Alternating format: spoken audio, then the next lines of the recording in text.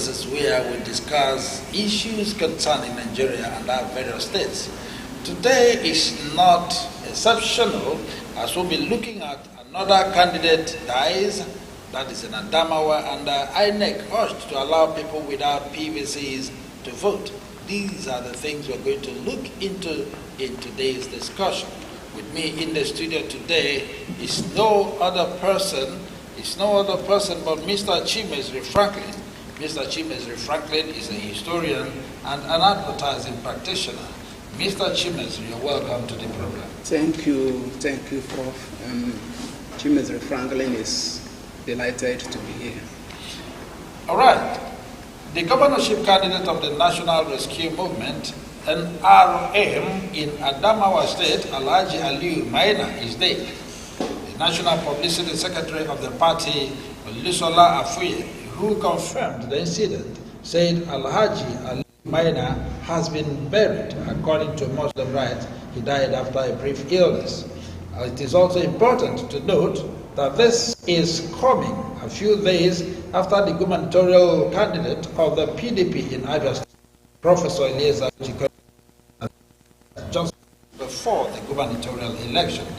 Now, Mr. Franklin, looking at this, talking about candidates who are dead, and then we believed they had no sign or trace of sickness before they, went into these race. And all of a sudden, talking about this, we talked about the Abia State yesterday we talked about it, and today another candidate in Adamawa is the Guber candidate. These are the people we are talking about. What's your how do you react to this? Yeah, it's expected. Soldier comes, soldier goes. Changes are expected in life. Another person's exit is another person's coming in. That is how opportunities are created for others. Right? King dies, the prince becomes king. So God has his way of getting his objectives accomplished.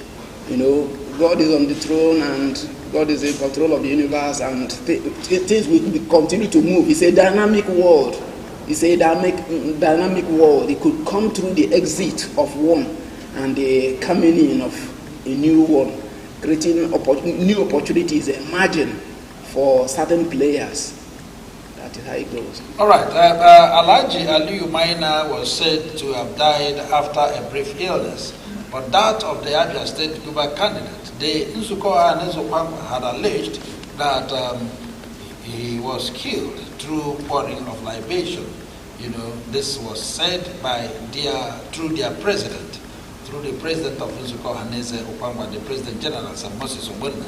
So, thinking, and then what you're saying is that the deaths occur naturally, and then, but Nsuko Haneze Okwangwa, that is not their belief as it concerns their brother who is led. So, how do you react to that? Yeah, I am not ruling out the possibility of Professor Ikonne, the PDP gubernatorial candidate at Abia State, dying as a result of spiritual attack. One could die by any means, but what I am saying is that one man's exit is another man's opportunity. So what you're invariably saying is that this their demise is creating an opportunity for others, to come in. For instance, INEC had given 14 days ultimatum for PDP to have a fresh primary election to get another candidate for the PDP in the state. So you are saying that the death is a blessing in disguise. Is that what you're saying? Yeah. If my father hadn't died, I wouldn't be the head of the family today. That doesn't mean I masterminded the death of my father. Things go that way. So your father's position as the head of the family. No. It's just the way life goes. The Bible says, and in the year in the year King Uzziah died, I saw the Lord seated upon it was referring to a certain prophet. One begins to wonder, was the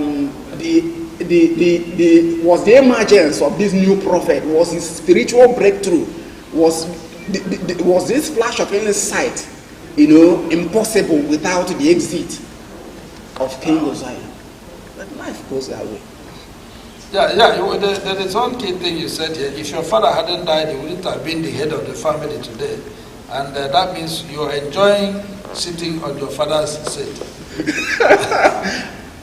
Not by any device of mine, not by any design of mine. I'm telling you that is how life goes. Before my father, there was my grandfather. Yes. Before my grandfather, there was my great-grandfather. No one would say that it is my my grandfather that killed my great-grandfather, or that my great-grandfather masterminded the death of his own parent. But there's a succession. Yeah. So one exits, another one comes in. That is the way it goes. All right, that is it. And then talking about this, then what do you think the parties are going to do? Abia has 14 days. Abia had 14 days. 3 days, by the end of today, 3 days would have elapsed to have a fresh primary elections. And primary elections are not just easy to come by, not just about the financial involvement, but also the arrangements and the preparations, and also how to sort out a better candidate to be there for PDP. How do you think this is going to be possible within this short period of notice? Yeah, I like that. Something I like about short periods. The Pareto principle, actually time expands to accommodate whatever is provided for it. So, and when the time is also reduced, whatever has to occur at such a time would also adjust. So, what is very sure, what is very certain, is that both the PDP and the NRM, or whatever party there, has lost, and their gubernatorial candidate will eventually succeed in providing a successor, whether the time is long or short. Now, considering the time, now let's look at the campaign period. Since last year, December, the idea of campaigning has been going on. People have been campaigning and doing on, and then a fresher person now coming up to take up the party candidature of either PDP or NRM. How are you sure he's going to sell his or herself into the minds of the people with this limited time? Yeah, you see, it is challenge that brings out invention. It is challenge that brings out invention. It is necessity that creates goods and values, and brings out the best in people. So if any candidate cannot sell himself within the time allotted for that, then that is his own failure, and that is another person's opportunity. That makes it possible for whoever is better publicized, more popular already, to take the position. All right, let's look at INEC. Out of the two topics we said we're looking at today, we've talked about another candidate who died. Once again, for those of us, on behalf of the staff and management of Living Television, we still commiserate with the family, Abia State, and that of the Adamawa State, the wife and children. We still commiserate with you. All right, having said that, we are going to go on a very short break, and when we come back, Nigeria Today continues. As we come back, we are going to look at INEC urged to allow people without PVCs to vote. How possible is this going to be? Keep it there with us. Just in 2-4 seconds, we'll be back to continue with us. Allow me to enjoy myself. I love you. Have you heard that Living Television, the latest satellite station on SatView channel, is received all over Nigeria and Africa? You can watch Living Television on every free-to-air HD decoder, including Strong HD and CSAT HD. Why keep paying for monthly subscriptions when you can have fun for free? With Living Television, you can watch lots of wrestling, football, documentaries, and Nigerian films, including discussions and debates on current Nigeria issues. Watch free live matches on La Liga Spain come Serie A, Italy come Bundesliga, German League 1, and French matches on over 80 premium channels. Wow! You can also sponsor your programs such as live church services and crusades, political rallies, burial and wedding ceremonies, promotional interviews, announcements, advertisements, documentaries, and commercials. We are situated at number 1 Jeji Street off Ikonne Road, Abba, Abia State. For further enquiries, call 0805 367 3900. Signed, Management. I love you.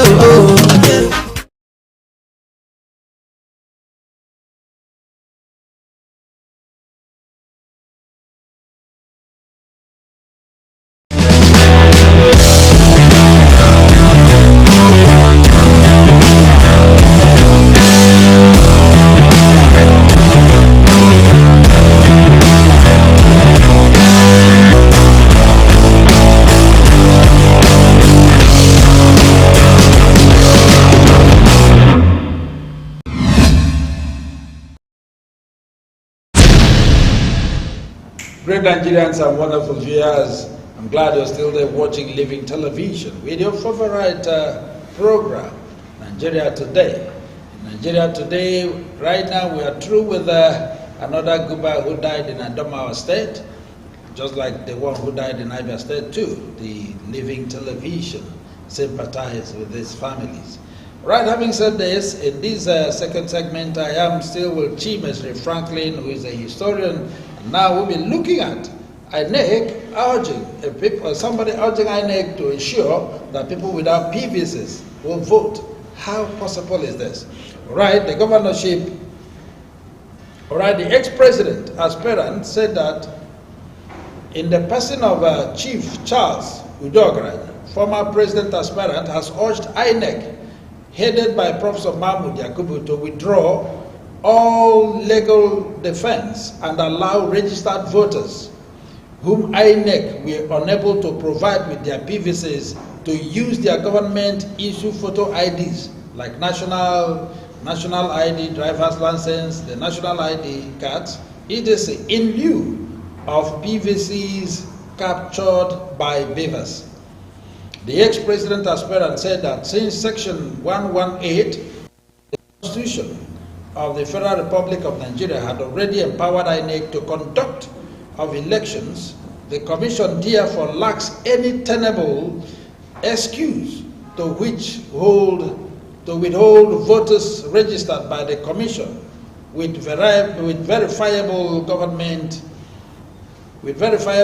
government-issued photo IDs not to exercise their civil right to vote in an election conducted by the same Commission. He also said that Section 10, subsection 2 of the Electoral Act of 2022 recognizes and supports the importance of these government-issued photo IDs. Uche is urging INEC to ensure that people who registered but unfortunately could not have their PVCs, that they must be allowed to vote once they have valid ID cards.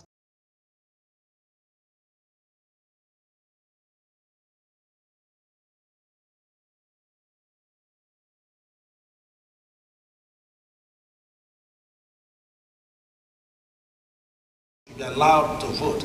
Has it ever happened in Nigeria, and how will INEC take this? Mr. Franklin. Yeah, Uche is right. It might be difficult for INEC, considering how much their time and resources they have invested in producing producing voters card PVCs, and trying to get people to come and pick up their PVCs. But Uche is very right. In fact, I want to commend Uche for the insight. That is breakthrough thinking. right? Because some people have not collected their PVCs, almost due to no cause of their own, but one or two circumstances, kept them away from being able to collect it. So since national ID cards are not transferable, and they are not transferable, and passports, yes, the driver's license is not transferable. Yes, the international passport is not transferable.